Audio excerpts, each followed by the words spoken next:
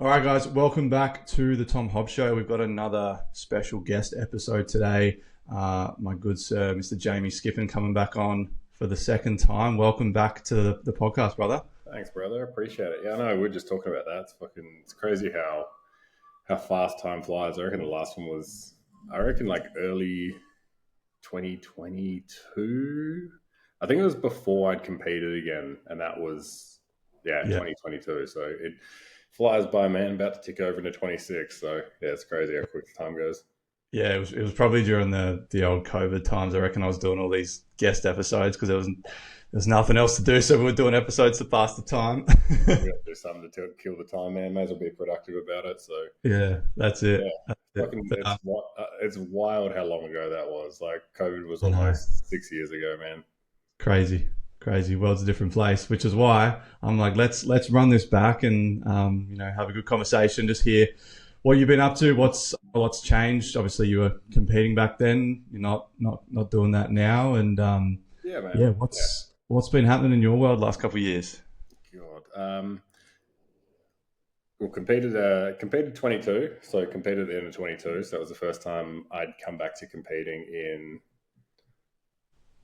like 4 years. So last time I competed, I was only 23, and then we had 4 years off in between. We had back surgery, went back to playing footy, and was absolutely loving that. And then, like we touched on, COVID happened. That basically shut down Melbourne, so I was out of there quick smart. And then gyms and everything were open here again, so I was like, oh, I guess we're going back to bodybuilding. And did that through 2022. Competed at the end of 22, and then I went to the Olympia in 2022, and young me, like 19, 20, 21-year-old me, would have that would have been kid in a candy store kind of thing. Like that's what I've always wanted to go to.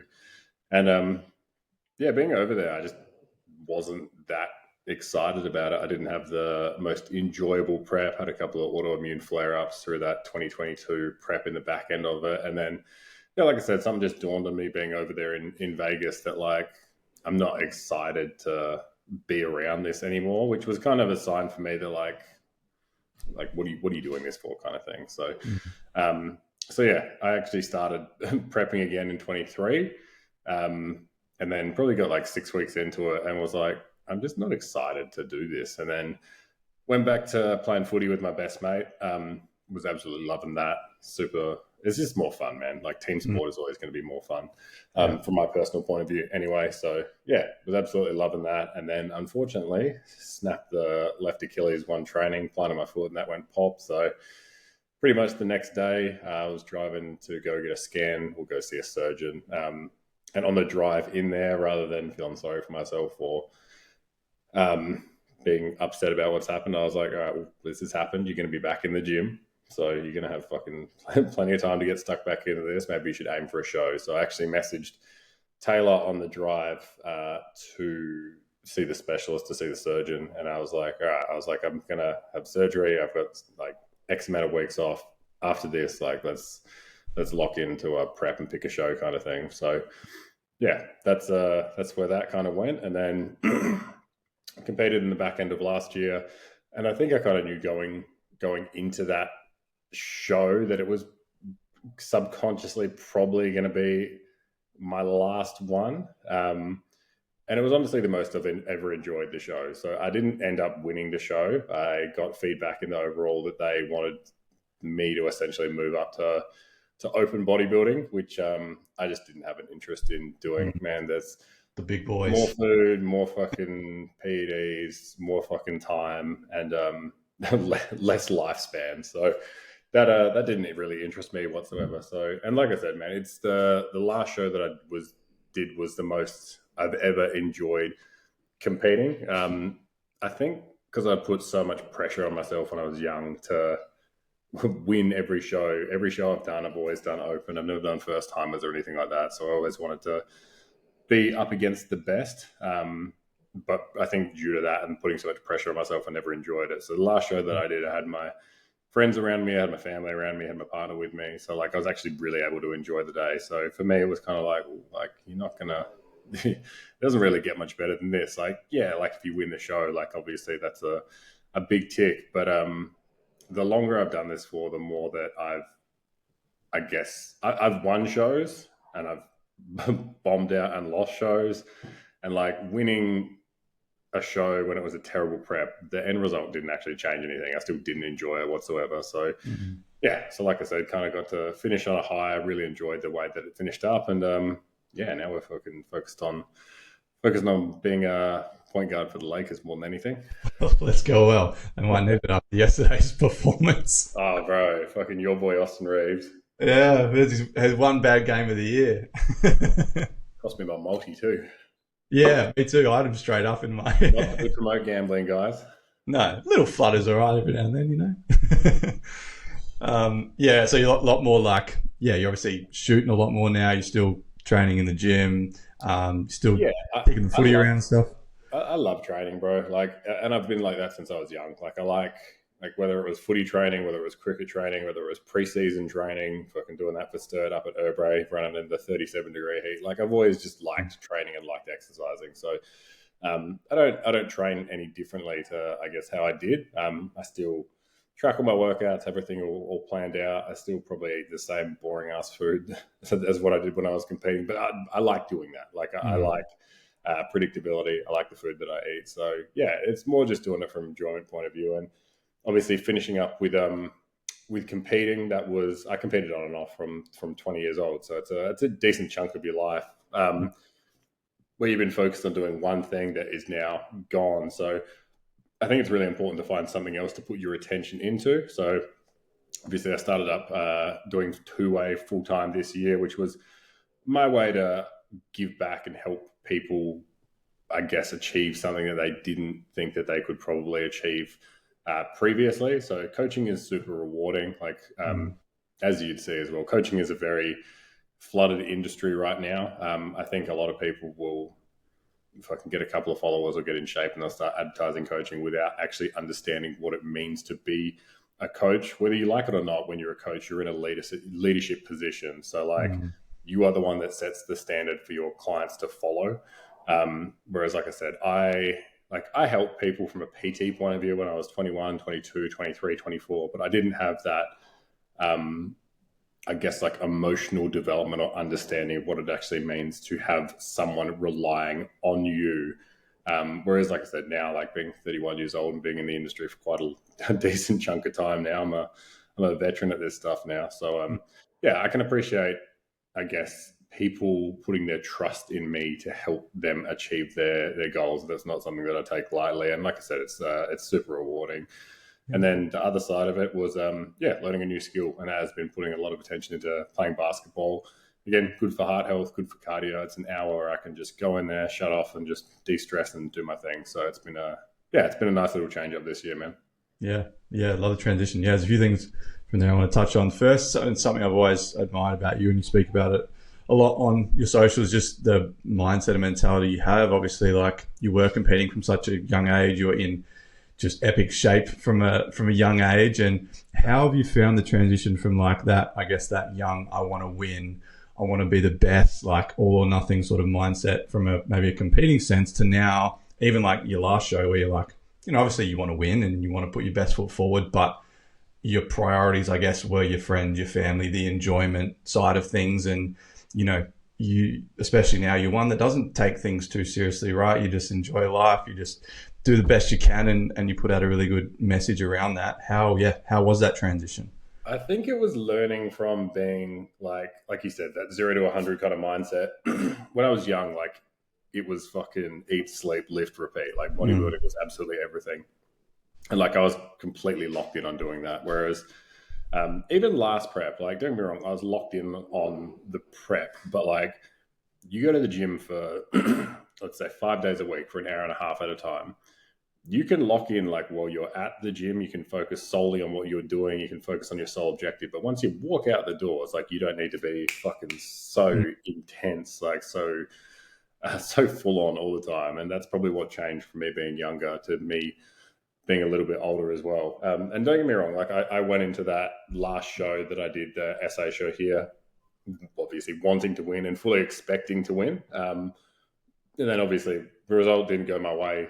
Spoke to Tony after the show backstage, which was a waste of fucking time. But yeah, like I kind of got the vibe from him and a few other people that had spoken to him about me that like they just didn't want me doing classic physique anymore. The first thing he said to me was, "What do you weigh?" And I was like, "I don't know where this is going." So yeah, they tried to push me into open bodybuilding, and like I said, like I just didn't have any desire to do that. Like I was at the heavier end of classic as it was anyway. But yeah, just I've never had that desire to be an open bodybuilder. Maybe when I was young, at like 21, where like you don't have any other responsibilities in life or anything like that. But I think me losing or not winning that first SA show kind of made my decision for me, because I was like, okay, well, I don't want to do open bodybuilding. They told me that like I'm no longer what they're looking for in classic because of like, again, being the size that I was on stage. So I was like, cool. I was like, if I can't do classic and they want me to do open, like this is probably going to be the last show. So yeah, I think that kind of, I was able to really enjoy those last couple of weeks of that prep, knowing that it probably was going to be the last one if that was the case. So, and like I said, like I knew I wasn't going to place or win nationals or anything like that. So we've got a cool little crew in classic. Like there's a lot of boys like Geordie who lives in Melbourne, Josh who lives over in Sydney. We had a good little group of guys that like I've known for quite a good amount of time as well. So it was good fun to be able to be on stage with them for the last time. And then, like I said, best mate, his partner, and then my missus there at the show as well. So knocked out the show nice and early in the morning. Had to be there at fucking 5 a.m. on a freezing winter morning on grand final day of all things. So, was it? Yeah. When do you think? Very well planned. I'm not associated with the IFBB anymore, so I can comfortably talk about this kind of stuff. When do you think the cheapest available date to hire a venue would be? Makes sense. So, yeah, for the athletes, though. Yeah, spewing. What was that? 2023. Who was that? That was last year. Oh, last year, right? Yeah. So the grand final was shit house anyway. Yeah. Not that any of the last good grand finals have been good anyway, but for me, mate, it hasn't been a good one since '98. So I understand. I am. We don't talk about 2017.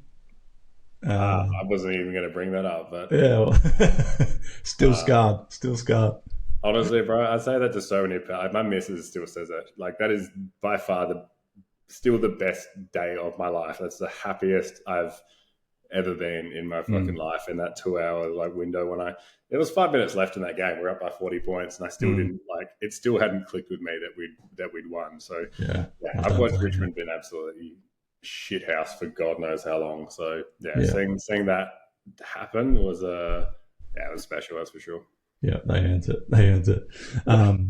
Yeah. So yeah, exactly. Yeah, love everything you said, and just back on that, I think I'm a big believer that two things can be true at once. So you can like around the mindset stuff, you can go in with all the intentions to win a show, or if you're not competing to like get into the best shape of your life. But yeah, when you're not in the gym, when you're not eating your food and whatever, it's like there's life to live as well. And I find so many people like sabotage their results because they are so overly attached to either the placing in a bodybuilding show or to a scale number or whatever, and then the rest of their life gets thrown off, and then it's that's actually then going to mess up their success. I think with bodybuilding, that's the thing. Like a lot of people will base their self-worth off of a placing, and when you break it down, like you're competing in a subjective sport judged by a bunch of people that don't even fucking go to the gym, saying that like we like this, we don't like this symmetry, this tan was like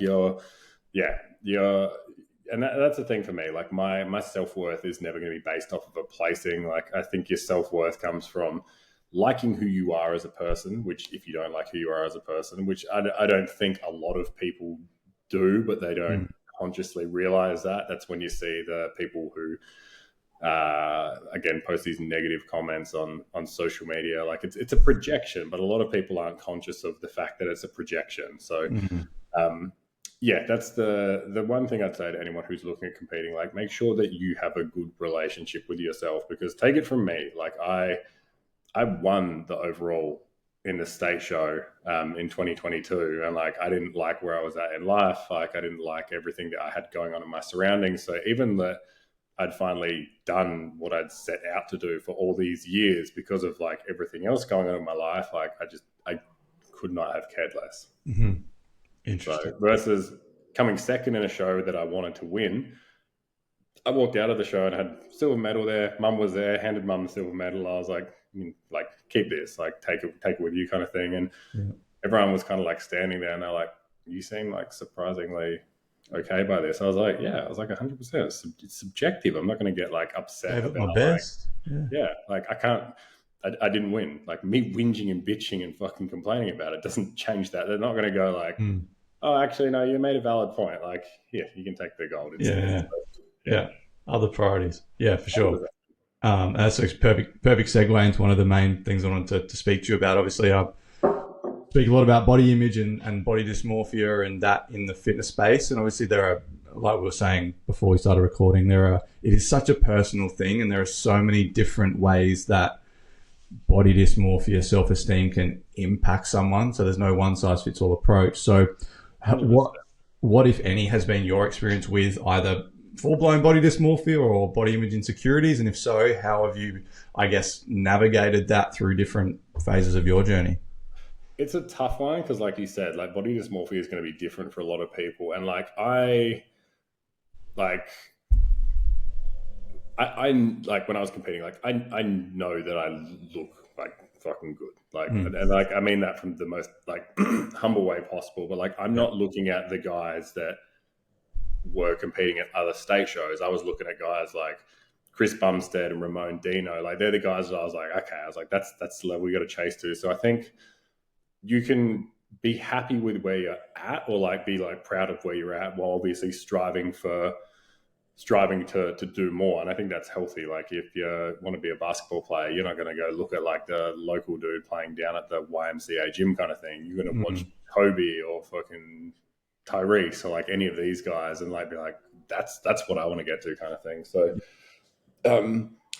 I think perspective is a really, really underrated thing, which a lot of people don't utilize enough. So like you touched on, like I've got some clients I've got a client right now who trains absolutely perfectly, like eats really, really well, but she's got some digestional issues right now. So like she's in great shape, like weighs next to fucking nothing. Like, but rather than focusing on like, this is good, this is good, this is good, this is good, the one thing that isn't good, it'll be like, well, this is wrong. So like everything's fucked kind of thing. So it's the, like I said, it's a glass half full, glass half empty kind of thing. Like a lot of people are glass half empty, like where they'll focus on, well, like this isn't lean or this isn't lean. I'm like, what do you like? One of the things that I put back on my clients is like, what are your biggest wins for the week? And it sounds like such a minuscule, small thing, but like if you ask someone, some random person that you speak to, if you're like, what's your biggest win for this week? Especially males, they'll go, I don't know, nothing. I'm like, what the fuck do you mean? Nothing. You haven't done anything productive this week. There's nothing good that you've done in this week whatsoever. Because that mindset then carries over into everything else. And you start telling yourself that, like, I've done nothing good, like, I'm fucking shit. Where in reality, like, you hit this many PBs on this day, you tracked your food on this day, you caught up with, like, your mum for dinner on this day. Like, they're all good things. So stacking the small wins, man, is one really big thing. But like I said, it's a perspective thing. Like, rather than, I guess, looking at the scale. And, like, it's also an educational thing as well, which is where people like you and me can kind of come into it, where someone might sleep for fucking 2 hours less and then they wake up and they're like, oh, I've gained half a kilo. I'm like, logically, like, where has a half a kilo of fat come from overnight? So like, but again, like people aren't rational with these things. They're emotionally reactive. So, and you'll like this. One of the best things that I learned from Kobe was to, when something happens, be still. So many people are emotionally reactive. When it comes to body dysmorphia, you might take a photo of yourself. You don't process that, like, the lighting is fucking shit, the mirror is dirty, X, Y, and Z. You take a photo and you go, oh my God, do I look like that? Whereas like rationally, if you're like, okay, the lighting's bad, this is off. Okay, so let's go and take a photo somewhere else kind of thing. Again, this is just an example, but the same as like with the weight thing, like a lot of people will weigh themselves and they will let a number on a scale dictate their mood for the day, their training session. Like you could have the best training session of your life, and then if you go jump on the scale and like if I feel like it's reversed for a lot of guys who are into the gym see the scale go down, they start going like, fuck, I'm losing weight too quickly. Whereas like, you're not losing muscle, man. You're probably just not hydrated. Like there's so many things that come into it. The worst I've really probably dealt with was I competed in 2015. I think it was 2015. I did the Arnold Classic here in Australia. I was over in Melbourne.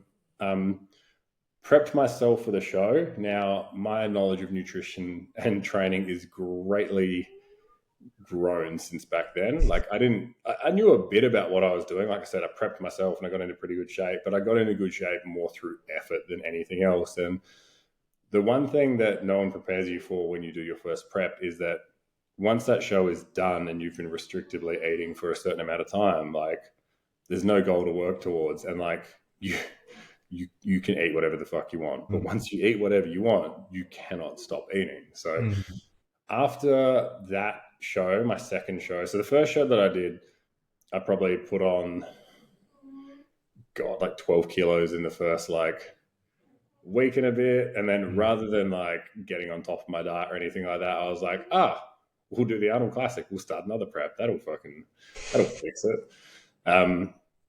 Same thing happened again after the Arnold Classic. And I think I was like, I'm going to say close to like 14 kilos up in a week or something like that. So it had a decent crack for the week afterwards. But just completely like destroyed my digestion, destroyed my hormones. Like then winter hit and like was just kind of all over the place with training. And then I got to the point where like I could literally not look at myself in the mirror post getting out of the shower. Like, and like, I'd say this to a lot of people that like I blew out and like proper, like got like, not like fat, obese fat, but like chunky and fluffy as like no definition, no abs, no nothing. So like, but I used to shower with like not turn the fan on. So the whole room would steam up. So the like mirror would be covered when I get out of the shower. So that's probably the worst spot that I got to from like physically, like I don't want to look at myself because I've fucking blown out so badly kind of thing. Yeah. And like I learned from it. The next prep that I did, I reversed properly. I probably dieted harder after the show because I didn't want that to happen again. But like I said, bodybuilding is so, especially like when I was doing it when I was young, it was a set meal plan. Like it wasn't macros. It was like you follow this super restrictive plan. You're in the gym doing fucking cardio twice a day. You're training twice a day sometimes as well. Like it was like do more. Whereas we've obviously become a lot more educated as a society and people have got a lot more sustainability when it comes to nutrition and like just the I guess the mental kind of aspects towards it. Like that's why I really don't like 8-week challenges, because if you give someone a super limited nutrition program for 8 weeks, the first thing that they're going to do after that 8 weeks is go and eat everything that they couldn't in that period of time. But yeah, like I said, that's probably the worst I've had it. Like again, like I'm a confident dude. Like when I was competing in my later 20s, like I knew that I looked good, but it wasn't like I look like shit, I need to look like this. It was like, no, I'm very aware that I'm good, but I want to be better. So it was just that constant pursuit of like wanting to improve, which I don't think was from a negative place. Like I was very conscious of like how I looked, but it wasn't like this sucks. It was like, okay, I was like, this is good, but this could be better kind of thing. So I kind of flipped it and like turned it into like a bit of a positive to, like I said, just keep on chasing like a better physique. But like I was still very conscious and like proud of like the work that I put in kind of thing. Yeah, sure. And in my opinion, that's like the healthiest mindset to be in. And I speak about this a lot too. There's often two trains of thoughts with that. There's like the overly gym bro, which is like their whole worth is dictated by how they look, and it's body dysmorphia from that perspective.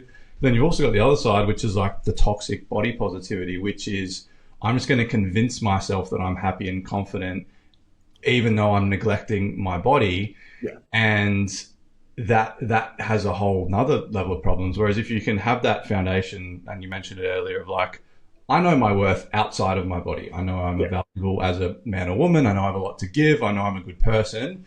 However, to me, one of the best ways to show that and to show self-love is to then pour some of that into your body, right? I.e. the vessel that carries you through life. 100%, man. And it doesn't mean you have to get on stage or you have to be super jacked, but it's like, how can you build a body that reflects that self-worth, right? Yeah. Which is what you're saying.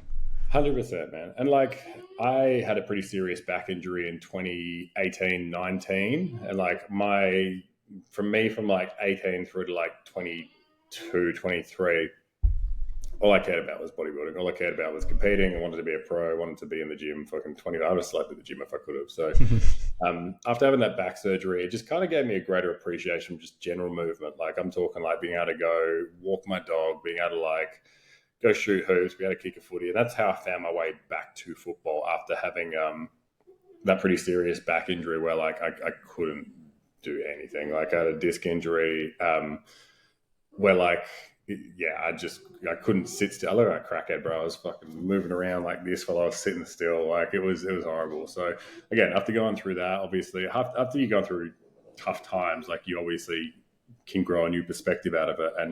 And I did. And that's why like, even now, like me, like for a lot of people, they'd probably look at like this time last year, I was 117 kilos and like pretty fucking lean. Whereas this time this year, I'm 10 kilos lighter. Like, if you told me at 20 years old, like you're going to be 10 kilos lighter, I would have been like, why the fuck would I do that? Versus like, versus like now it's like, well, like, and not only that, like it's you can't bodybuild forever. Like it's not a healthy sport, especially enhanced bodybuilding. So there's an expiration date on absolutely everyone, and you don't want to push the envelope to get closer to that if you don't need to. So, and like I said, like I just wasn't passionate about it in the end. But like I said, 10 kilos less this time now versus last year. Like, don't get me wrong, I was still athletic. I could still run and jump and do all that kind of stuff this year. But for me, it was like, well, like me carrying an extra like 10 kilos of weight, like it doesn't change who I am. It doesn't change my happiness or dictate X, Y, and Z. Like, yeah, I could lift a lot more weight than I could now. But like your self-worth isn't based upon like, the only people that are going to be impressed by like what you lift in the gym are young dudes fucking asking you what you lift in the gym. Yeah. So, yeah, like I said, if you're truly doing it for yourself, which like at the end of the day, I think you should be, like if you got kids, by all means, like that should also be a priority. You should want to be healthy and active for as long as you physically can to set a good example and be here for them as long as possible.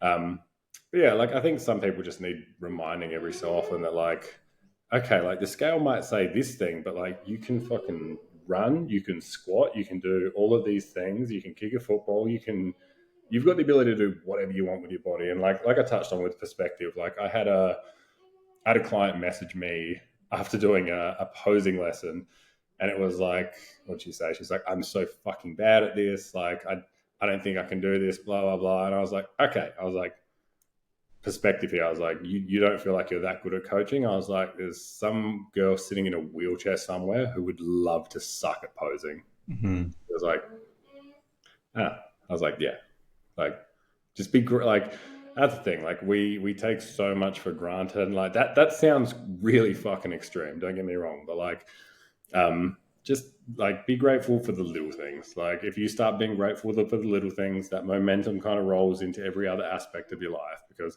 you want to feel good. Like you want to feel good. You want to have energy. You don't want to be sore. You want to actually be able to use your body in day-to-day life. You want to like what you see in the mirror from a physical point of view, but I think it's more important to like what you see in the mirror and like the actual person looking back at you.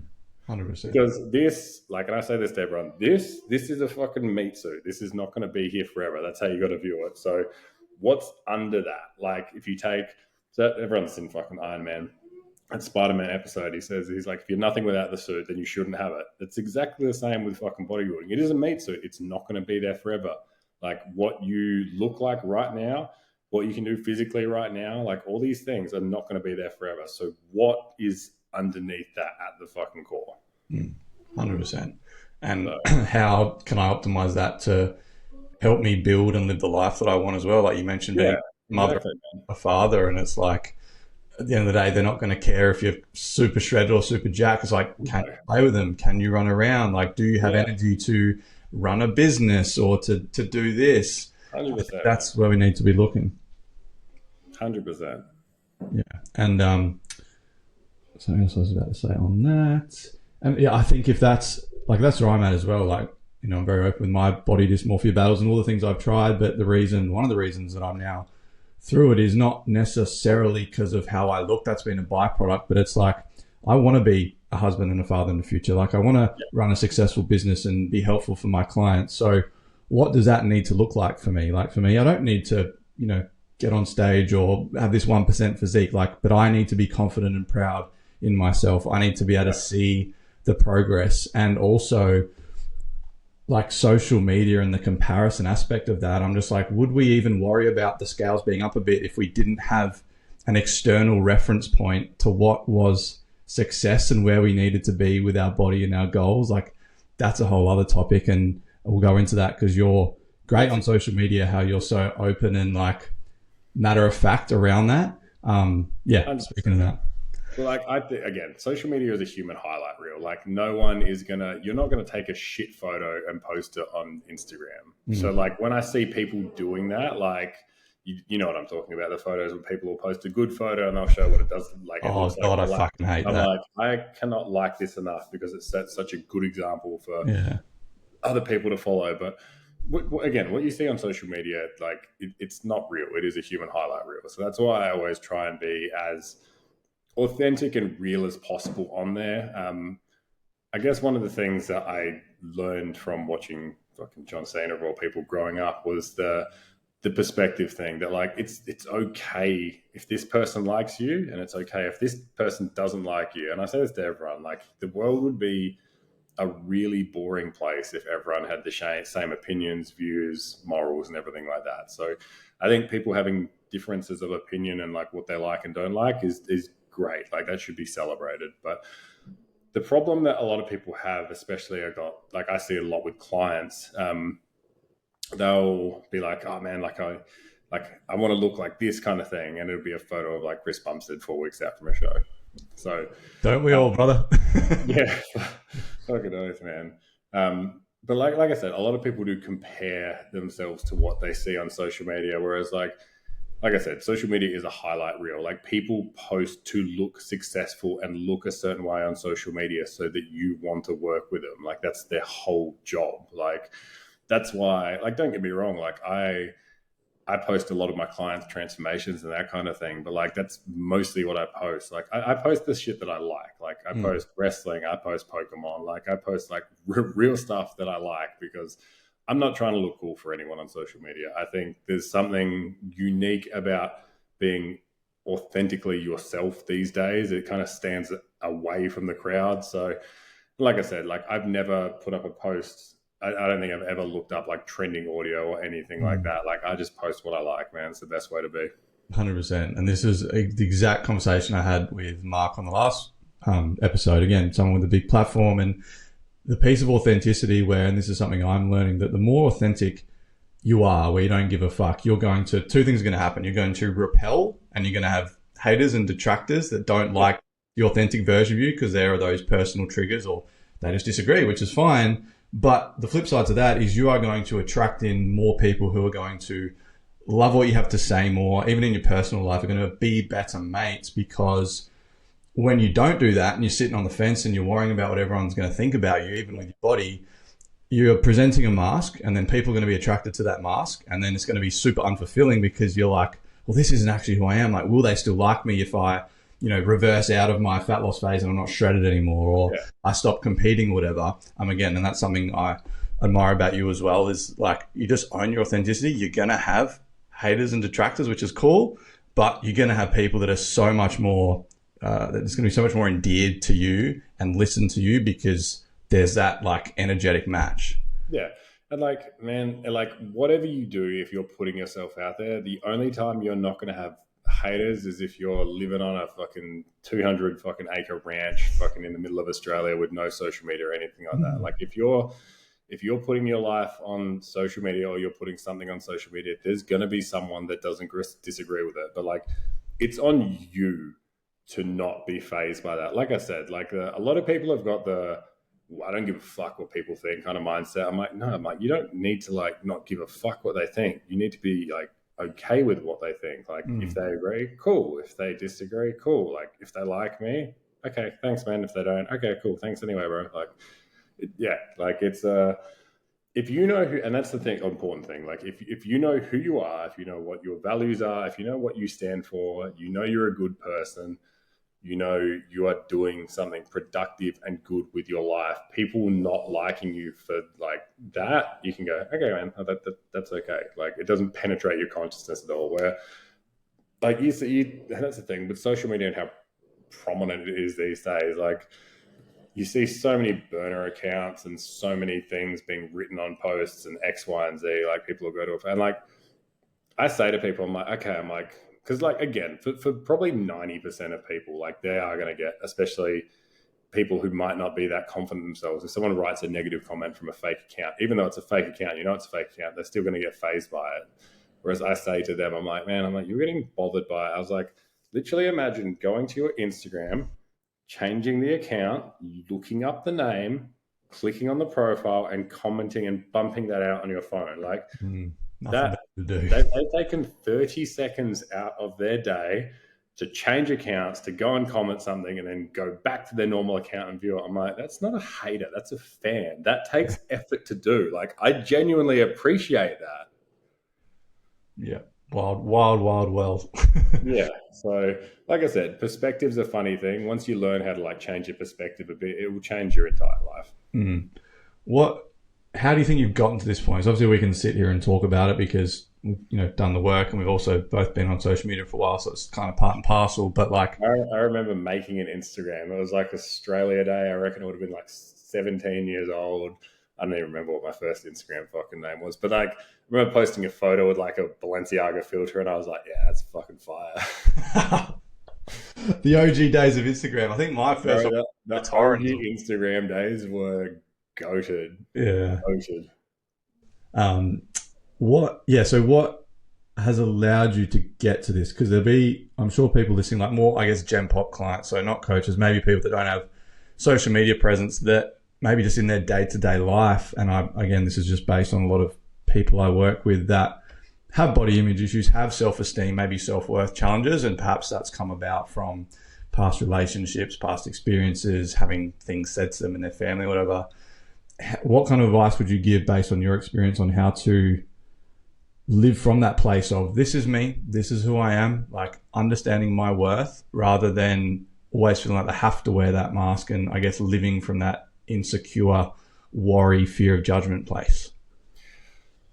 I think you grow confidence in yourself over time. Like I don't think there's a right or wrong way to go about it as long as it's authentic. Like you see, like I don't see arrogance as authenticity versus like if you're an arrogant person because like you do think you're fucking top shit, but you've done the work, like, okay, that's just you. Like I might not like that, but I can respect it if it's authentic. Whereas there's a lot of people, like you said, who put that mask on, that false sense of confidence. And like that's draining to do. Like you can only keep that up for so long. Like it's basically like you're playing a fucking character on social media. And then in real life, like how many times have you met someone who you're nothing like you are on Instagram? Versus like honestly, I don't think there is a bigger compliment than someone coming and saying like fucking you're exactly the same on Instagram as like what you are in person kind of thing. Like I get it all the time. People are like, oh, you're nothing like what I thought you'd be like. I'm like, what the fuck did you think I was going to be like? I don't know, like the muscles, the tattoos. I'm like, it doesn't make me like an arrogant or person. But man, like I grew up like with no father, no grandfather. I didn't really have anyone in my life as a male role model, which like I think early on in your life doesn't affect you that much. But as you start getting into your teenage years, you don't really have anyone to teach you a lot of the traits about like what kind of man you want to be, what you stand for, what your values are. And again, like I always strove to be a very high level athlete from a young age. So I gravitated towards people like Kobe, again, phenomenal work ethic, probably didn't have the best life balance when he was playing basketball, which was exactly what I was like when I was bodybuilding a little bit earlier on. Like I said, like the two people that I tried to probably take away the most from was Kobe from a work ethic point of view, and watching a lot of John Cena from a young age, and then obviously a lot of people grow out of wrestling, whereas I kept watching it. So any time that he was on anything, I'd watch it. And the thing that really stood out to me was his humility and how he always went about treating other people, which I think is really important because, like, in today's day and age, especially post-COVID, like people just don't help other people. People aren't nice to other people, and like you don't need to go out of your way to do anything crazy to change someone's day. You can literally hold the door open for someone. Like, man, I go for a walk every morning. I walk past someone, it's always a smile and a good morning. If you make eye contact with someone, just smile. You don't know what kind of day someone else has had. So the littlest things go the furthest. And like I said, it feels nice doing good things. You're going to feel good about yourself, which is how you get that momentum and that positive motivation kind of rolling. So, and I think that will also stem into like how you grow your mindset. Like if you just try to be a good person, you try and help other people, you're interested, like you want to learn, like you just want to keep progressing as a person. I think it's important to find something that you're passionate about. I think every person needs something to put their attention into. And when we don't have anything, we tend to like tread water and just kind of flounder a bit. And that's when you lose motivation. You start fucking sleeping in. You get up at whatever time. You just sit there wasting time on Netflix. So I think it's really important to have something to put your time into. And like, if you don't have something, pick something new. Like I said, bro, if you saw me shoot a basketball this time last year, you'd be like, what the fuck is that dude trying to do? Whereas like, I can shoot now. I've taught myself how to do that. So don't be afraid to suck at something new. But like your mindset will develop with the things that you go through. Like I threw myself in the deep end at 22. Like I told you, I moved over to Melbourne, ran the Massive Joe store over there. Relationship that I was in didn't work out. Came home from a holiday and got told like, oh, we've got to move out in a day. So I was sleeping at the back of Massive Joe's. Like but like these are all learning experiences, man. Like going through fucking hardship, like it teaches you mental resilience. Like you've got to go through some kind of like tests and hard shit in your life. And like, again, your options were either sink or swim. And I'm going to fucking choose swim every single fucking time. So, you just got to try and learn from everything, man. Like I said, toxic relationships, like, again, glass half full kind of thing. Like they taught you what you didn't want in a relationship. It taught you what you wouldn't stand for in a relationship. And like, I've been an asshole in relationships as well. Like I've been a fucking shitty partner in relationships as well. You need to be able to look at your own actions and go, okay, like that probably wasn't it. That was on me. You need to be able to own your fuck ups, which I think a lot of people don't do. They just Spider-Man meme, point the fucking finger at absolutely everyone, man. So I think part of being a human being is being able to own your fuck ups, to learn from them. Or, like I said, if you are an asshole and you're conscious of the fact you're being an asshole, at least that's a conscious decision that you're making. You're going, yeah, I was a piece of shit, but I know I'm being a piece of shit. Then you can own that. If you're going to be an asshole, own being an asshole. If you're going to be a good person, own being a good person. Yeah. I think that's like everyone's got an individual human experience, and despite the level of conditioning we're subjected to at the end of the day, we get to choose what definitions we place on things. This is like one of the core teachings that I give to my clients from day one. And it's like, who's to say that just because 99.9% of people define something one way, you can't choose something else that serves you better? 100%, man. And that, like, just even that perspective, like you have free will to do that. Like just because the conscious collective are defining something one way doesn't mean you have to if it makes you feel shitty or if it doesn't light you up. And the more you play with that, it's epic. It's your life, like, and this is one of the things I say to people as well, because again, you'd hear it all the time. People, especially this time of year, like we touched on, it's silly season. Like, it's the typical. Like, I'll start when I'm ready. I'll start on Monday. I don't try and talk people out of that. I just say, but you won't get this time back ever again. And that's not me trying to persuade people into like eating better or going to the gym. Like, you're not getting this time back. Like, again, we touched on it. Like last time we did this was like 4 years ago, and that's gone like that. So like time goes quick, man. So make the most of it. Like I said, I think people overcomplicate how much effort they need to put into actually like feeling healthy. And not only that, I think a lot of the time, if people are drinking and sending it on the weekend, like I've had this conversation with a lot of clients, that it's to kind of escape reality. If you don't want to deal with what's going on, like you can use substances to kind of escape that for a couple of hours. But the problem is that once those wear off, like you're going to feel even worse about dealing with the shit that you're going to. So, yeah, I think as guys, like a lot of guys don't talk about stuff. That's why I am so honest and like just try to be as upfront as I can on social media, because like I put that video up earlier this year about the Selwoods, fucking two brothers to lose their mental health battles in 1 year. You can imagine what that family's going through. So I think guys being more open and real on social media is absolutely great. I love people sharing the statistics. Like, obviously, we're getting a bit off topic here, but I love people sharing the statistics. But like, if you want to see a change in the world, it starts with how we treat other people. Like, you're the same as me. Like, every time I see you at the gym, you're always chatting to someone new. Like, if I see someone in the gym who looks like they're struggling with something, I'll always go and help them. Like, I'll always offer for people to work in with me. Like I said, like one little conversation for someone, like they might be having the worst fucking day of their life. You have a chat with them for 5 minutes, that makes all the difference, man. 100%. Yeah, the men's mental health thing, I mean, yeah, that's a whole rabbit hole. I think it's, yeah, I have an interesting perspective. It's like, I think in the trying to get men to talk more, which is obviously amazing, what we both stand for, there's also now, it's also gone a little bit the other way, where it's like, if you are a man that has purpose, that has a vision, that wants to work hard, to like build something for yourself as a way to help with your mental health, right? Obviously, with the foundation of expressing emotions and working through stuff, like that's almost now seen as a negative thing, that is like seen as toxic. It's like, well, no, as men, like we need purpose, like we need something to work towards, whether it is our body, whether it's a business, whether it's whatever it is. Doing that without having the inner foundation, emotion regulation, and that kind of thing can be a problem. But like that's how we ultimately need to express ourselves, which kind of goes 100%. Back to the purpose stuff you're talking about.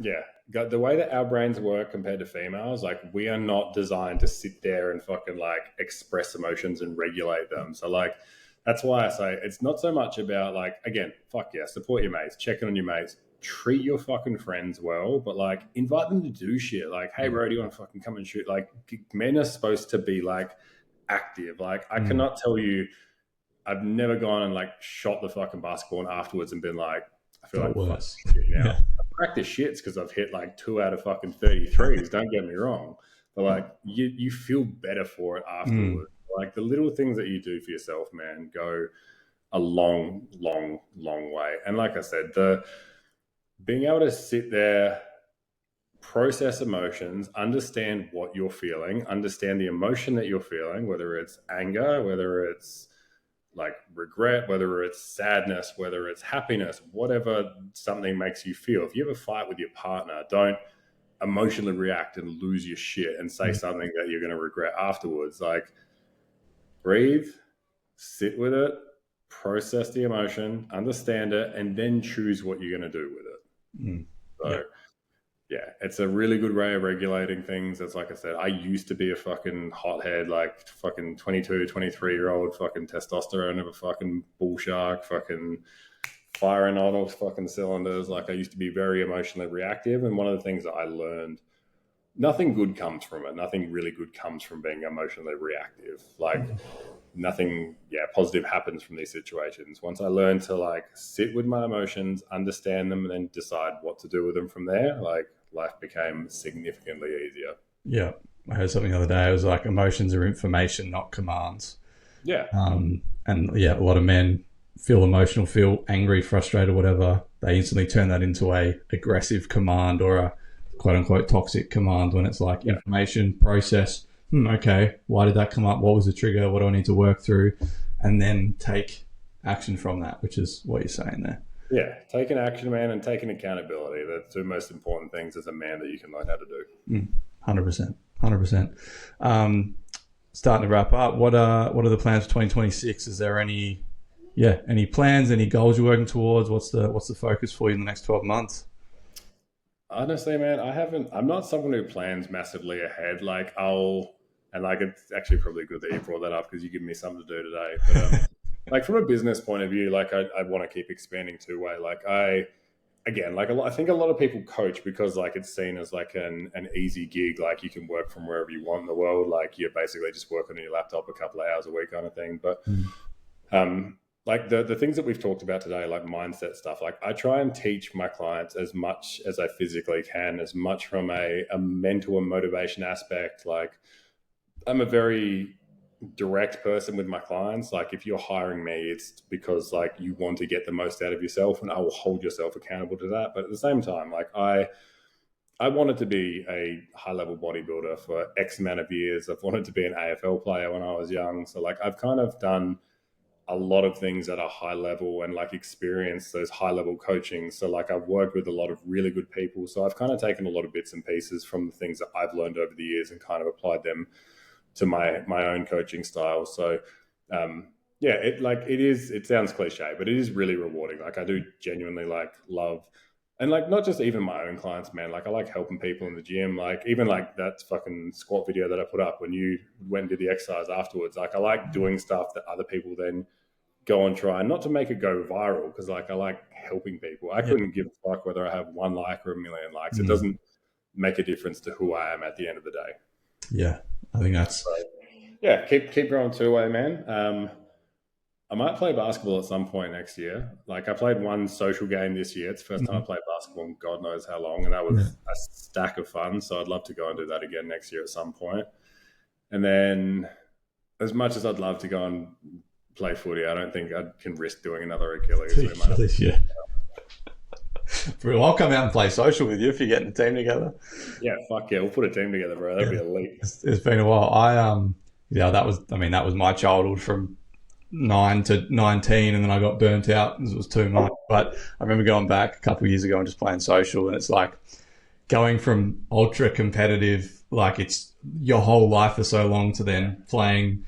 I think I filled in for an F grade or E grade team, and it's just like trying to find that in between like getting on people and just enjoying it. There's no in between, bro. No in between. I was guarding people full court when I was playing. Yeah, it's serious. So yeah, it's fun, man. Like, and that's another thing. Like, if there's anyone watching this who still has the ability to like I said, like whether it's play basketball, like play footy, even if it's at like a C grade level or anything like that, like we thrive off of human connection. So like anything that you can do where you're surrounded by a bunch of like other dudes who are just out there to have fun, like you're getting some exercise, you're being around like-minded people. Like it is one of the most fun and rewarding things that you can do. And like I said, it'll bring back a stack of memories from your childhood. Because like when you're a kid, man, you play sport, you don't think anything of it. You fucking play 3 games in a weekend, and then on Monday you run around and training again because you recover and bounce back so easily. As you get a bit older, you don't bounce back or recover quite so easily. But like, yeah, I think you don't grow old because you don't stop playing because you grow old. You grow old because you stop playing. Like I hear so many people who are like, I'm too old to do that. I'm like, John Cena's 48 and he's just retiring now. Like you can keep doing this for as long as your body will physically let you. And the better you take care of your body, the longer you're going to be able to do it for. So that's it. See Phillip Rivers coming back to the Colts in the NFL. I don't know if you follow. Is he? NFL. Do you know Phillip Rivers? Yeah. Yeah. He's just like come back onto the practice squad in Indy because their quarterback's out with an ACL for the year. I did see that actually. I was watching the 520 podcast today and they were talking about that. Yeah. Wild. Something doesn't sound that. Yeah. And even just as you get older, just moving your body in different ways. Like at the moment, my partner and I are working with one car. So I've got a bike, and I haven't ridden a bike like since I don't even know when. So I've been. How weird does it feel getting on a bike after like 15 years? Yeah, I'm loving it. I'm like riding to Glenelg River now, so riding to the gym, and I'm like, this is just so much fun, and it's just something so different, just like moving the body in a different way. It's funny, bro. As you get older, like you appreciate, like anytime I get up in the morning and go for a walk, and like I'm looking at like all the fucking flowers, I'm looking at all the animals, all the wildlife. Whether it's like we got it sounds hippie, man, but like we got such a beautiful fucking world here in Australia that like a lot of people take for granted. But it's funny you say that. When I went to Perth, me and Matt went to Rottnest Island, and you ride around the island. You can hire bikes for the day. Yeah, bro. We did 20 Ks in like 2 hours or something like that on a 30-something degree day. I'm like, when last time I rode a bike, I probably weighed 70 kilos, not 100 and fucking. Yeah. It's good fun. So much fun, bro. That was your WWE trip, was it? First trip? Yeah, that was over there. It was amazing, bro. That's hands down the highlight of this year for me. I loved it. It looked cool. I used to watch wrestling a lot back in the day, not as up with it now, but yeah, I can appreciate it. Bro, it was just like I said, like I've watched Cena since 2004 when I was like 10 years old. So to be able to like go there 22 years later for like one of his last ever matches, like I said, just like it was very nostalgic. Like I said, like if you told me of like 10 years old that like you'd be sitting front row to a WWE event in Australia, I'd be like, no, we wouldn't. Or like I was hanging out with CM Punk and like Big E and these guys. Like Big E still talks to me. I've still got a message from him this morning. So like, yeah, it's cool the connections that you make with like-minded people, man. So it was a lot of fun. So again, if anyone's watching this and you got a favorite artist or favorite athlete or anything like that you've got the opportunity to go and see play or do their thing before they finish up, take it. Don't worry about how much it costs because it will be worth every dollar. Like that's honestly one of the top 3 experiences that I've been to, man. Yeah, that's it. Life's about experiences. I'm grateful got to see Kobe play and a few of those play, and you look back on it now, getting the memories like flooding up on Facebook, and I don't know, it's like you forget that you've done that, and it's what it's about, man. Experiencing things and lead to a good life. Like we said, man, it goes so quick. I mean, next year it'll be 10 years that Kobe retired. Like that feels like 2 years ago. Yeah, it's crazy, man. Crazy. So take photos, fucking enjoy the little things and live in the moment, man. It's the most important thing you can do. Absolutely. I think that's a good way to end things. Man, I appreciate you coming on and sharing your insights. I'm sure there'll be plenty of value in there for people. And any last words, or where can people find you if they want to work with you heading into 2026? I'll link it below, but shout out. Easy, man. No, like I said, bro, I appreciate having me on. Like I said, I think that podcasts are great with this kind of thing, especially when you've got 2 people who are going to be completely raw and open about like the things that they've gone through. Like no 2 people are going to go through the same things, but like it's always nice to listen to someone talk about something that you might be going through, which makes you go, okay, like it's not just me. Like feeling like this is normal. So like everyone goes through like ups and downs, but like and I say this to everyone, if your life was just constantly ups, like then it wouldn't actually be an up. It would just be all you know. And like the same, it applies to like if your life was just always shit, it wouldn't actually be shit. Like that would just be all that you know. So I think being able to appreciate, like I said, the highs as you get a little bit older, like I said, for me it was that Perth event. That was something that, again, being a little bit older and wise now, that I was able to just really like immerse myself in the moment. Like, man, like I lost myself. Like I was like a little kid again, watching wrestling for the first time, absolutely loving it. So it's being able to, appreciate those moments. And like, if you're having a bad day, like the bad days make you appreciate the good ones. So like I said, it's you can approach life with a glass half full and always try and find some silver lining. Like you're always going to end up living a positive existence in the end. So I think that is the most important thing to do. Like, catch yourself when you're noticing or saying negative thoughts. If you catch yourself speaking like negatively about yourself, like literally just cut it off straight away. And the nicer you speak about yourself, man, the happier you are going to be. So focus on what you can do, not what you can't do. That's it. Words to live by. Well, thank you, man, for coming on. Appreciate your insights as always. Easy, brother. And thank you guys for tuning in to another episode. We will see you in the next one. Peace.